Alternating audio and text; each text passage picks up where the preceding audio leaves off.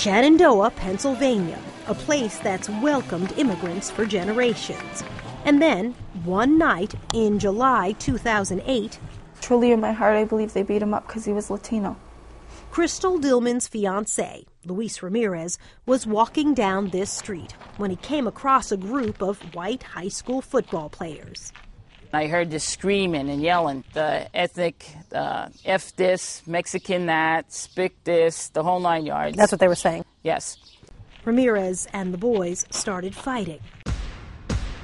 When it was over, Luis was on the ground, barely breathing. 2 days later, he was dead. Do you think about the way he died?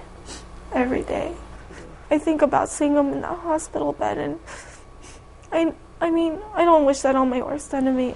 From the beginning, there were questions about how local police handled the case, taking 2 weeks to arrest suspects despite multiple eyewitnesses, like Eileen Burke, a retired Philadelphia police officer.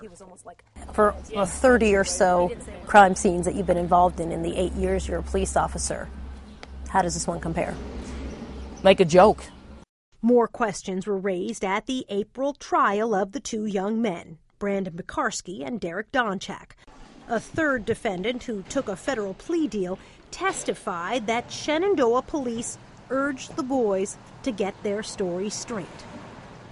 Pekarsky and Donchak were convicted of the least serious charge against them, simple assault, and received minimum sentences of 6 and 7 months, respectively. Do you think it was a cover-up? I do believe that was. Now the Department of Justice agrees, unsealing indictments yesterday charging Pekarsky and Donchak with a hate crime.